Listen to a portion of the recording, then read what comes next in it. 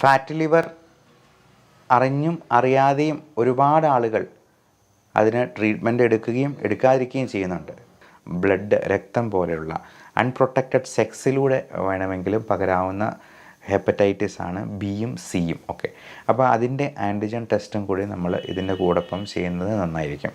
അതുപോലെ ഷുഗർ കുറയാനായിട്ട് ഇരുമ്പൻ പുളി കഴിക്കുക, അതുപോലെ പല സസ്യങ്ങളും നമ്മൾ കുഴപ്പമില്ല എന്ന് വിചാരിച്ച് കഴിക്കുന്ന പല സാധനങ്ങളും ചിലപ്പോൾ നമുക്ക് അപകടങ്ങൾ ഉണ്ടായേക്കാം. നമുക്ക് രാത്രിയിലത്തെ അത്താഴം മാറ്റിയിട്ട് ABC ജ്യൂസ് മാത്രമായിട്ട് 1-2 ഗ്ലാസ് കുടിക്കാവുന്നതാണ്.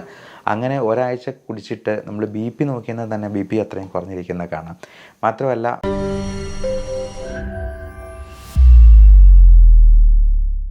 കരൾ രോഗം ഒരു നിശബ്ദ കൊലയാളിയാണ്.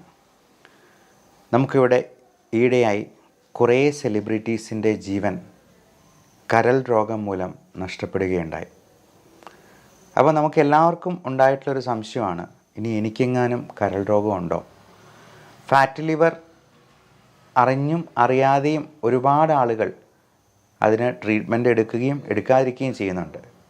കുറഞ്ഞ പക്ഷം നമുക്ക് നമ്മുടെ ജീവിതശൈലി ക്രമീകരണത്തിലൂടെയെങ്കിലും ഈ ഫാറ്റി ലിവർ അത് സിറോസിസിലോട്ട് പോകാതെ പിടിച്ചു നിർത്താൻ പറ്റും. അതിനാദ്യമേ ഇതിൻ്റെ ലക്ഷണങ്ങൾ എന്തൊക്കെയാണ് എന്നുള്ളത് അറിയണം.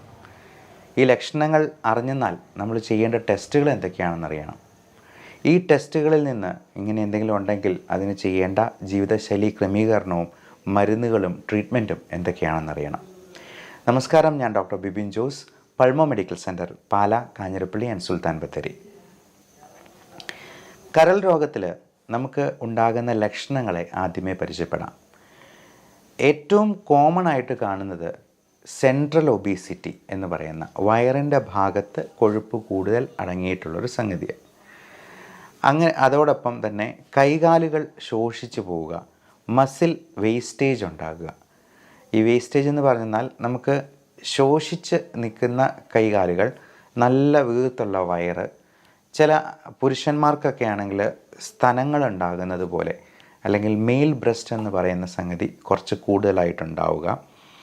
അതേപോലെ കഴുത്തിന് ചുറ്റും ചെറിയ കരിവാളിപ്പ് നിറം ഉണ്ടാവുക.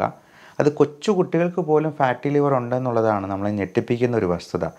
4 വയസ്സുള്ള ഒരു കുട്ടിക്ക് ഗ്രേഡ് 3 ഫാറ്റി ലിവർ നമ്മൾ അൾട്രാസൗണ്ട് ചെയ്തപ്പോൾ ഞാൻ കണ്ടിട്ടുണ്ട്. അപ്പോൾ വണ്ണം വെച്ച് വരുന്ന പ്രവണത അത് ഈ ഫാസ്റ്റ് ഫുഡ് സംസ്കാരം കൊണ്ടും നമ്മൾ ഒത്തിരി മധുരം കാർബോഹൈഡ്രേറ്റൊക്കെ കഴിക്കുന്നത് കൊണ്ടും ചെറിയ രീതിയിലാണെങ്കിൽ പോലും മദ്യം കഴിക്കുന്നതും ഒക്കെ വളരെയധികം നമ്മുടെ കരളിനെ ദോഷം ചെയ്യുന്നുണ്ട്. നമ്മൾ വിചാരിക്കും നമുക്ക് വലിയ വണ്ണമൊന്നുമില്ല, നമ്മൾ വലുതായിട്ടൊന്നും മദ്യം കഴിക്കുന്നില്ല എന്ന്. പക്ഷേ മദ്യം ഈ ഫാറ്റി ലിവർ ഉള്ളവർ ഒരല്പം കഴിച്ചെന്നാൽ പോലും നമ്മൾ 4-5 പാരസ്റ്റമോൾ ഗുളിക എടുത്ത് വിഴുങ്ങുന്നത് പോലെ വേണം അതിനെ കണക്കാക്കാൻ എന്നുള്ളതാണ് സത്യം. അതുകൊണ്ട് മദ്യം അത് റമ്മായാലും ബിയർ ആണെങ്കിലും വോഡ്ക ആണെങ്കിലും ഒക്കെ പാവം ലിവറിനറിയില്ല മദ്യം ഏത് ബ്രാൻഡാണെന്നുള്ളത്. എത്ര അളവിൽ ആൽക്കഹോൾ ഉള്ളിൽ ചെല്ലുന്നു എന്നുള്ളതനുസരിച്ച് അതിൻ്റെ ദോഷവശങ്ങൾ അല്പസ്വല്പമൊക്കെ മാറിയിരിക്കുമെങ്കിലും നമ്മുടെ കിക്ക് കിട്ടാൻ വേണ്ടി കഴിക്കുന്നതായതുകൊണ്ട് ഇതിൽ ഉള്ളിൽ ചെല്ലുന്ന ആൽക്കഹോളിൻ്റെ അളവ് ഏകദേശമൊക്കെ തുല്യമായിരിക്കും എന്നുള്ളതാണ്. അതുപോലെ ബിഞ്ച് ഡ്രിങ്കിങ്, നിൽപ്പനടി എന്ന് പറയുന്ന ഒരു സംഗതിയുണ്ട്. ഒറ്റ നിപ്പി തന്നെ ചിലപ്പോൾ 2-3 ലാർജ് വിഴുങ്ങിയിട്ട് പോകുന്നവരുണ്ട്. അപ്പോൾ അങ്ങനെയുള്ളവർക്ക് ലിവറിനെ ഭയങ്കരമായിട്ട് അത് ബാധിക്കും എന്നുള്ളത് പ്രത്യേകം ഓർക്കുക. മദ്യം തൊടാതിരിക്കുകയാണ് ഏറ്റവും നല്ലത്. അതേപോലെ തന്നെ ഒത്തിരി മധുരം അടങ്ങിയിട്ടുള്ള പഴങ്ങളും ഈ പറഞ്ഞ പോലെ പ്രശ്നം ഉണ്ടാക്കാം. നമ്മൾ വിചാരിക്കും പഴങ്ങളെല്ലാം നല്ലതാണല്ലോ, ഒത്തിരി നല്ലതാണ് എന്ന് പറഞ്ഞ് ഒരുപാട് കഴിക്കാനായിട്ടുള്ള സാധ്യതയുണ്ട്. എന്നാൽ ഒരുപാട് മധുരം അടങ്ങിയിട്ടുള്ള, പ്രത്യേകിച്ചും മാങ്ങാപ്പഴം പോലുള്ള, ചിക്കു പോലെയുള്ള നല്ല ഫ്രക്ടോസ് കണ്ടൻ്റുള്ള പഴങ്ങൾ ഒഴിവാക്കുകയാണ് നല്ലത്. എന്നാൽ അത്ര മധുരമില്ലാത്ത ഏറ്റവും നല്ലത് പേരയ്ക്ക പോലുള്ള ഫ്രൂട്ട്സാണ്. പേരയ്ക്കയിൽ നല്ല വൈറ്റമിൻ സി കണ്ടൻ്റ് ഉണ്ട് എന്നുള്ളത് കൊണ്ട് അത് നല്ലതാണ്. ഇനി ലക്ഷണങ്ങളിലേക്ക് നമുക്ക് ബാക്കി ലക്ഷണങ്ങളും കൂടി ഒന്ന് അവലോകനം ചെയ്യാം.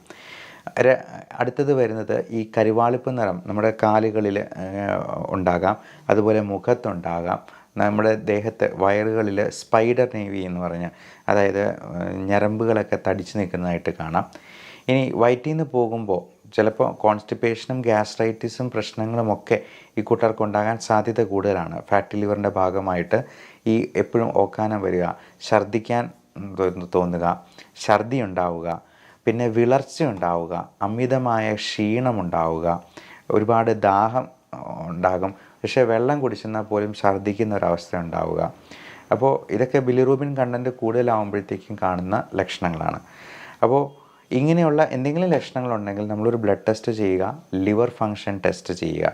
അതിൽ തന്നെ ലിവർ എൻസൈംസ് ആയിട്ടുള്ള SGOT, SGPT.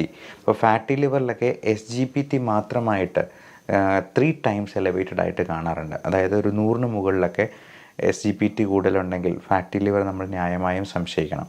അതോടൊപ്പം വൈറൽ ഹെപ്പറ്റൈറ്റിസ് എന്ന് പറയുന്നത് വളരെ കോമൺ ആയിട്ട് നമ്മുടെ നാട്ടിൽ കാണുന്നുണ്ട്. പ്രത്യേകിച്ചും ജലത്തിലൂടെ പകരുന്ന ഹെപ്പറ്റൈറ്റിസ് A. അതേസമയം ഹെപ്പറ്റൈറ്റിസ് ബിയും സിയും ഒക്കെ ബോഡി സെക്രീഷൻസിലൂടെ പകരുന്നതാണ്. അതായത് ബ്ലഡ്, രക്തം പോലെയുള്ള അൺപ്രൊട്ടക്റ്റഡ് സെക്സിലൂടെ വേണമെങ്കിലും പകരാവുന്ന ഹെപ്പറ്റൈറ്റിസ് ആണ് ബിയും സിയും ഒക്കെ. അപ്പോൾ അതിൻ്റെ ആൻറ്റിജൻ ടെസ്റ്റും കൂടി നമ്മൾ ഇതിൻ്റെ കൂടൊപ്പം ചെയ്യുന്നത് നന്നായിരിക്കും. അതോടൊപ്പം അത്യാവശ്യമായിട്ട് ചെയ്യേണ്ട ഒന്നാണ് അൾട്രാസൗണ്ട് അബ്ഡമൻ. ഈ USG സ്കാനിൽ ഫാറ്റി ലിവറിൻ്റെ ഗ്രേഡിങ് നമുക്ക് ഏകദേശം മനസ്സിലാക്കാൻ പറ്റും. അപ്പോൾ ഗ്രേഡ് 1, 2, 3 അതിൻ്റെ അടുത്ത സ്റ്റേജാണ് ലിവർ സിറോസിസ് എന്ന് പറയുന്നത്. ഈ സിറോസിസും പിന്നീട് കൂടുതലായിട്ട് പ്രോഗ്രസ് ചെയ്ത് കഴിയുമ്പോഴത്തേക്കും അത് ഒരു ക്യാൻസർ രൂപത്തിലേക്ക് മാറുകയാണ്. HCC എന്ന് പറയുന്ന ഹെപ്പാറ്റോ സെല്ലുലാർ കാർസിനോമ എന്ന അവസ്ഥയിലേക്ക്. ഈ ഫാറ്റി ലിവറിൽ സംഭവിക്കുന്നത് നമ്മുടെ ലിവറിൻ്റെ കോശങ്ങളെല്ലാം ഉണങ്ങി അത് ചുരുങ്ങിപ്പോവുകയാണ്. ഇപ്പോൾ ഒരു തേങ്ങ ഉണങ്ങിപ്പോകുന്നത് പോലെ, നല്ല ഹെൽത്തി ആയിട്ടുള്ള തേങ്ങ ഉണങ്ങിപ്പോകുമ്പോൾ എന്താ സംഭവിക്കുക? അത് ചുരുങ്ങി അങ്ങ് പോകും. ഇതേപോലെ അതിൻ്റെ ജലാംശമൊക്കെ നഷ്ടപ്പെട്ട് ഒരു ഫൈബ്രസ് സ്കാറിങ് എന്നുള്ളൊരു സ്റ്റേജിലോട്ട് പോകുന്നതിനെയാണ് ലിവർ സിറോസിസ് കൊണ്ട് ഉദ്ദേശിക്കുന്നത്. ഇതുപോലെ തന്നെ ശ്വാസകോശത്തിനും ലങ് ഫൈബ്രോസിസ് ഉണ്ടാകാറുണ്ട്.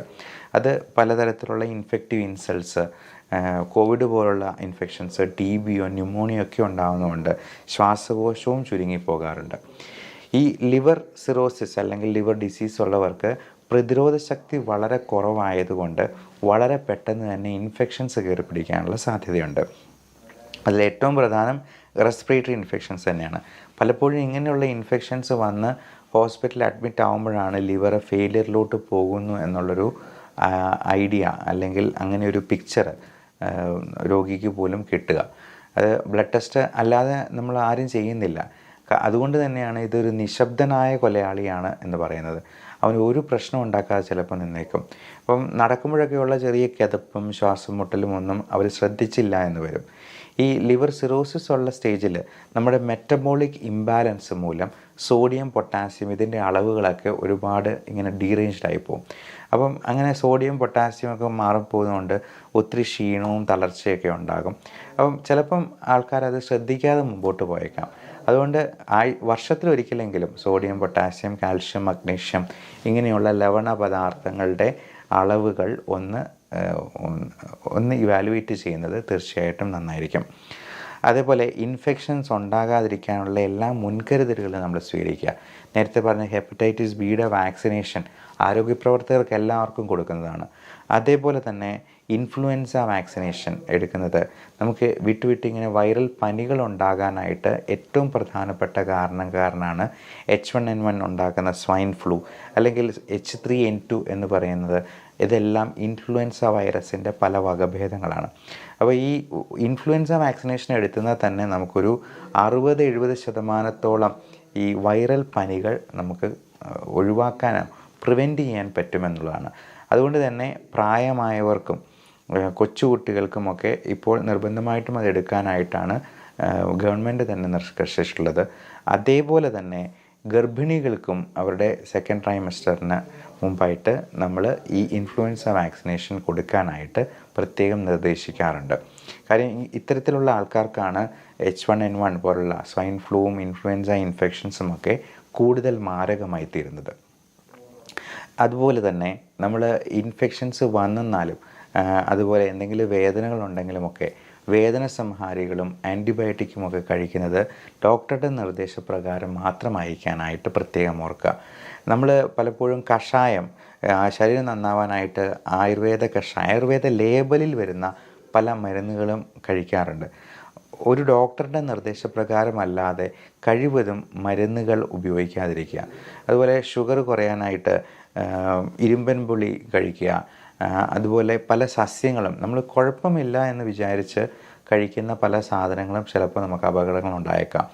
എന്ത് സംഭവമാണെങ്കിലും എഫക്റ്റുള്ള എന്തിനും സൈഡ് എഫക്റ്റും ഉണ്ട് എന്നുള്ള പരമാർത്ഥം നമ്മൾ മനസ്സിലാക്കിയിരിക്കണം.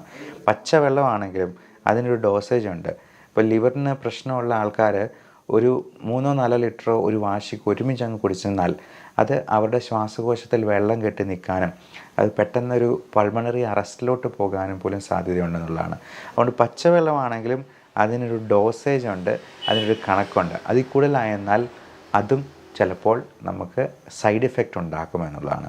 അതേപോലെ പ്രകൃതിയിൽ നിന്ന് കിട്ടുന്നതിന് ഒന്നിനും സൈഡ് എഫക്റ്റ് ഇല്ല എന്നുള്ളതാണ് നമ്മുടെയൊക്കെ ഒരു തെറ്റിദ്ധാരണ. മദ്യവും പ്രകൃതിയിൽ നിന്നുള്ള പഴങ്ങളും ഒക്കെ വാറ്റിയെടുക്കുന്നതാണ് സ്കോച്ച് വിസ്കി എന്ന് പറയുന്ന സംഗതി. അതുപോലെ കഞ്ചാവ് പ്രകൃതിയിൽ നിന്ന് നേരിട്ട് കിട്ടുന്നതാണ്. അതേപോലെ പുകയില, ഒതളങ്ങ എന്ന് പറയുന്ന ഒരു വിഷക്കായുണ്ട്. അപ്പോൾ ഇതിനൊക്കെ സൈഡ് എഫക്റ്റ് ഉണ്ടെന്നുള്ളത് നമുക്ക് വ്യക്തമായിട്ട് അറിയാവുന്നതാണ്. എന്നാലും നമുക്ക് ആയുർവേദ ലേബലിൽ കിട്ടുന്നത് എന്തും വളരെ കുഴപ്പമില്ലാതെ ഉപയോഗിക്കാമെന്നൊരു തെറ്റിദ്ധാരണ നമുക്കുണ്ട്. ആയുർവേദം നല്ലതാണ്. നല്ല ജീവിത ശൈലി പിന്തുടരാനായിട്ട് നമ്മുടെ പ്രകൃതി ജീവനവും ആയുർവേദവും ഒക്കെ അതിന് നമ്മുടെ യോഗിചര്യന്മാരുടെ അവരുടെ അറിവും കാര്യങ്ങളും ഒക്കെ ഇതിനകത്ത് അടങ്ങിയിട്ടുണ്ട്. പക്ഷേ ഒരസുഖമുണ്ടാകുമ്പോൾ ഡോക്ടറുടെ നിർദ്ദേശപ്രകാരം അല്ലാണ്ട് നമ്മൾ നാട്ടുവൈദ്യർ നമുക്ക് പരിചയമുള്ള ആരെങ്കിലും പറഞ്ഞു എന്ന് കരുതി ഷുഗറിന് ഉള്ള കഷായങ്ങളോ അല്ലെങ്കിൽ എന്തെങ്കിലും തിളപ്പിച്ച വെള്ളമോ ഒക്കെ കഴിക്കുന്നത് ചിലപ്പോൾ അപകടം ക്ഷണിച്ചു വരുത്തിയേക്കും എന്നുള്ള കാര്യം പ്രത്യേകം ഓർക്കുക. ഇനി ഫാറ്റി ലിവർ ഉള്ളവർ ചെയ്യേണ്ട പ്രത്യേക കാര്യങ്ങൾ: ഏറ്റവും പ്രധാനം മധുരം, ബേക്കറി, മൈദ തുടങ്ങിയ സംഗതികൾ പരമാവധി ഒഴിവാക്കുക എന്നുള്ളതാണ്. അരിയാഹാരങ്ങളും ഇപ്പോൾ കഴിക്കുന്നതിൻ്റെ പകുതിയെങ്കിലും ആക്കുക. നമ്മൾ പ്ലേറ്റ് മെത്തേഡ് എന്ന് പറയും. അത് ഒരു ചെറിയ പ്ലേറ്റ് എടുക്കുക. നമ്മൾ വലിയ പ്ലേറ്റ് എടുക്കുമ്പോൾ അതിനകത്ത് നിറച്ച് കൂന കൂട്ടി ചോറുണ്ണാൻ നമുക്കൊരു ടെൻഡൻസി കൂടും.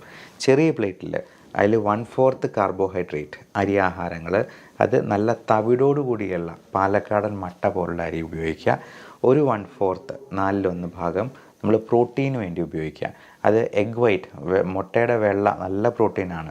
കാഷ്യൂനട്ട്, ബദാം, ചിയ സീഡ്സ്, ചണവിത്ത് തുടങ്ങിയ സംഗതികളൊക്കെ നല്ല പ്രോട്ടീൻ റിസോഴ്സാണ്. അതേപോലെ തന്നെ നമുക്ക് അത്യാവശ്യം വേണ്ട സംഗതികളാണ് ഇറച്ചി മീനുമൊക്കെ കറി വെച്ചതും നമുക്ക് ഉപയോഗിക്കാം. ചിക്കൻ കറി വെച്ചത് അല്ലെങ്കിൽ ചെറു മീനുകളായ അയല, മത്തി തുടങ്ങിയവ കറി വെച്ച് ഉപയോഗിക്കുന്നത് ഒമേഗ 3 കിട്ടാനായിട്ട് നമുക്ക് സഹായിക്കും. EPA, DHA എന്ന 2 തരത്തിലുള്ള ഒമേഗ 3 ഫാറ്റി ആസിഡ്സ് ഉണ്ട്. ഇത് നമ്മൾ 1 ഗ്രാം വീതം ഡെയിലി സപ്ലിമെൻറ്റ് ചെയ്യുന്നത് നമുക്ക് ഫാറ്റി ലിവർ കുറയ്ക്കാനായിട്ട് വളരെയധികം സഹായിക്കുന്നതാണ്. അതേപോലെ അത്യാവശ്യം വേണ്ടൊരു സപ്ലിമെൻ്റാണ് വൈറ്റമിൻ ഇ എന്ന് പറയുന്നത്. അത് 400 മില്ലിഗ്രാമിൻ്റെ 2 ഗുളിക വരെ നമുക്കൊരു ദിവസം കഴിക്കാവുന്നതാണ്. അതോടൊപ്പം വൈറ്റമിൻ D3 ഡെഫിഷ്യൻസി ഉണ്ടെങ്കിൽ വൈറ്റമിൻ D3യും കൂടി സപ്ലിമെൻറ്റ് ചെയ്യണം. വെയിറ്റ് കുറയ്ക്കാനായിട്ടുള്ള എല്ലാ മാർഗ്ഗങ്ങളും സ്വീകരിക്കുക. നമുക്ക് ഇരുന്നു കൊണ്ട് ചെയ്യാവുന്ന സോളിയസ് മസിൽ പുഷപ്പ് എന്ന് പറയുന്ന എക്സസൈസുകൾ പോലും ഉണ്ട്. നമ്മുടെ കാൽപാദങ്ങളിലൂന്നി നമ്മുടെ വിരലുകളിലൂന്നി പതുക്കെ കാല് പൊക്കുകയും താഴ്ത്തുകയും ചെയ്യുന്നതാണ്. നമ്മൾ നിന്നുകൊണ്ട് തന്നെ ഒരു 50 പ്രാവശ്യം അത് ചെയ്ത് നോക്കിയേ, ഒരു 30 കഴിയുമ്പോഴത്തേക്കും തന്നെ നമ്മുടെ കാല് നല്ല ടൈറ്റാകുമെന്ന് നമുക്കറിയാം. അതുവഴി തന്നെ 50 mg/dL ബ്ലഡ് ഗ്ലൂക്കോസ് നമുക്ക് കുറയ്ക്കാമെന്നുള്ളതാണ് പഠനങ്ങൾ കാണിക്കുന്നത്. അപ്പോൾ മനസ്സ് വെച്ചെന്നാൽ നമുക്ക് ഏത് രീതിയിൽ വേണമെങ്കിലും എക്സസൈസ് ചെയ്യാം. അങ്ങനെ നമ്മുടെ ഊർജ്ജം പരമാവധി ഇരിച്ചു കളയുക. നല്ല രീതിയിൽ ബോഡി മാസ് ഇൻഡെക്സ് നമ്മൾ നോർമലായിട്ട് കീപ്പ് ചെയ്യാനായിട്ട് ശ്രദ്ധിക്കുക. അതോടൊപ്പം ധാരാളം പച്ചക്കറികളും അധികം മധുരമില്ലാത്ത പഴങ്ങളും നമ്മൾ ഉപയോഗിക്കാനായിട്ട് ശ്രദ്ധിക്കുക. മധുരമില്ലാത്തതെന്ന് പ്രത്യേകം എടുത്ത് പറയുന്നത് ഫ്രക്ടോസ് കൂടുതലുണ്ടെന്നുണ്ടെങ്കിൽ അത് ഒരുപാട് കഴിക്കുന്നത്, പ്രത്യേകിച്ചും നമ്മൾ ജ്യൂസ് അടിച്ചൊക്കെ കുടിക്കുമ്പോൾ അതിൻ്റെ ഫൈബർ കണ്ടൻറ്റ് അരഞ്ഞു പോകുന്നതുകൊണ്ട് നമുക്ക് അതിൽ നിന്നുള്ള നല്ല ഗുണങ്ങൾ കിട്ടാതെ പോകുമെന്നുള്ളത് ഓർക്കുക. പഞ്ചസാര ഇട്ടുള്ള ജ്യൂസ് കുടി എന്ന് പറയുന്നത് ഗുണത്തെക്കാളേറെ ദോഷം ക്ഷണിച്ചു വരുത്തുന്ന ഒന്നാണ് എന്നുള്ളതും പ്രത്യേകം ഓർക്കുക. ഡയബറ്റീസ്, ഹൈപ്പർ ടെൻഷൻ, കൊളസ്ട്രോൾ പോലുള്ള മെറ്റബോളിക് അസുഖങ്ങൾ ഇതിൻ്റെ കൂടെ ഉള്ളവർ അത് കൃത്യമായിട്ട് കൺട്രോളിലാണ് എന്ന് ഉറപ്പ് വരുത്തുക. ഇപ്പോൾ ലിവറിന് ഒരു പ്രശ്നവും ഉണ്ടാക്കാത്ത രീതിയിലുള്ള ഡയബറ്റീസ് മെഡിക്കേഷൻസ് ഉണ്ട്. മെറ്റ്ഫോമിൻ നമുക്ക് വെയിറ്റ് കുറയാനും കൂടി സഹായിക്കുന്നതാണ്. ഫാറ്റി ലിവറും കുറയ്ക്കും. പയോഗ്ലിറ്റസോൺ പോലുള്ള മരുന്നുകളും ഫാറ്റി ലിവർ കുറയ്ക്കാൻ നല്ലതാണ്. സറോഗ്ലിറ്റസോർ പോലുള്ള മരുന്നുകൾ ഡയബറ്റീസിന് കൊടുക്കുന്നതാണെങ്കിലും പലപ്പോഴും ലിവറിന് വേണ്ടിയും ഇത് കൊടുക്കാറുണ്ട്. അതുപോലെ ഗ്ലൂട്ടാത്തയോൺ എന്ന് പറയുന്നത് നമുക്ക് മുഖം വെളുക്കാനും കൂടി സഹായിക്കുന്ന ഒന്നാണ്. ഗ്ലൂട്ടാത്തയോണിൻ്റെയൊക്കെ പൗഡറായിട്ട് സാഷെ ഫോമിൽ നമുക്കത് കിട്ടും. ഈ സാഷെ നമുക്ക് വെള്ളത്തിൽ അരിയിച്ച് അത് പല ഫ്ലേവറുകളുണ്ട്, സ്ട്രോബെറി ഫ്ലേവറിലൊക്കെ ഉള്ള. ഞാൻ കൊളാജനും ഗ്ലൂട്ടാത്തയോൺ സാഷെ എല്ലാ ദിവസവും ഒരു ഗ്ലാസ് കുടിക്കാനായിട്ട് ശ്രദ്ധിക്കാറുണ്ട്. അത് നമുക്ക് മുഖത്തിനും നല്ല കാന്തിയും നിറവും തരുമെന്ന് മാത്രമല്ല, വെയിറ്റ് കുറയ്ക്കാനായിട്ട്, ഫാറ്റി ലിവർ കുറയ്ക്കാനായിട്ട് ഹെൽപ്ഫുള്ളാണ് എന്നുള്ളതാണ് അതിൽ ഏറ്റവും ശ്രദ്ധിക്കാനുള്ളത്. അതുപോലെ vitamin C, B complex, zinc, copper, magnesium, selenium തുടങ്ങിയ മിനറൽസും നമ്മൾ ഇതിനോടൊപ്പം തന്നെ സപ്ലിമെൻറ്റ് ചെയ്യണം. ലൈക്കോപ്പീൻ അടങ്ങിയിട്ടുള്ള ബ്രൈറ്റ് റെഡ് കളേർഡ് ഫ്രൂട്ട്സ്, അത് ടൊമാറ്റോ, ആപ്പിൾ, പോംഗ്രനേറ്റ് തുടങ്ങിയ നല്ല കളറുള്ള ക്യാരറ്റ്, ഇതും ABC ജ്യൂസ് എന്ന് പറയുന്നുണ്ട്. ആപ്പിൾ, ബീട്രൂട്ട്, ക്യാരറ്റ് നമുക്ക് രാത്രിയിലത്തെ അത്താഴം മാറ്റിയിട്ട് ABC ജ്യൂസ് മാത്രമായിട്ട് 1-2 ഗ്ലാസ് കുടിക്കാവുന്നതാണ്. അങ്ങനെ ഒരാഴ്ച കുടിച്ചിട്ട് നമ്മൾ BP നോക്കിയാൽ തന്നെ BP അത്രയും കുറഞ്ഞിരിക്കുന്നത് കാണാം. മാത്രമല്ല ഫാറ്റി ലിവറൊക്കെ കുറയ്ക്കാൻ ഏറ്റവും അത്യുത്തമമായിട്ടുള്ള ഒന്നാണ് ABC ജ്യൂസ്. ഞാൻ അതും ഡെയിലി 1 ഗ്ലാസ് എങ്കിലും കുടിക്കാനായിട്ട് ശ്രദ്ധിക്കാറുണ്ട്. അതുപോലെ ആൻറ്റി ഇൻഫ്ലമേറ്ററി പ്രോപ്പർട്ടീസ് ഒരുപാടുള്ള ഒരു സംഗതിയാണ് കുർക്കുമിൻ, മഞ്ഞൾ. അത് കുർക്കുമിൻ കോഫി ആയിട്ട് ഇപ്പോൾ കിട്ടും, കുർഫി എന്ന ചുരുക്കപ്പേരിൽ. അതും ഡെയിലി 2 കപ്പ്. നമ്മൾ സാധാരണ കാപ്പി കുടിക്കുന്നതിനേക്കാൾ നല്ലതാണ് കുർഫി ആയിട്ട് കുടിക്കുന്നത്. അത് തേങ്ങാപ്പാലിൻ്റെ എസൻസോട് കൂടിയാണ്. നമ്മൾ പാല് ഒരു നല്ല ആഹാരമല്ല, പക്ഷേ പകരം നമുക്ക് തേങ്ങാപ്പാൽ കറികളിലാണെങ്കിലും കാപ്പിയിലാണെങ്കിലും വേണമെങ്കിൽ നമുക്ക് ഉപയോഗിക്കാവുന്നതാണ്. ഈ കോക്കനട്ട് എന്ന് പറയുന്നത് നമുക്ക് അതിലധികം കാർബോഹൈഡ്രേറ്റ്സ് ഇല്ല. അതിൽ നിന്നുള്ള കാലറി എന്ന് പറയുന്നത് ഗ്ലൂക്കോസായിട്ട് ഡയറക്റ്റ് കയറില്ല എന്നുള്ളത് കൊണ്ട് കോക്കനട്ടും നല്ലൊരു സംഗതിയാണ്.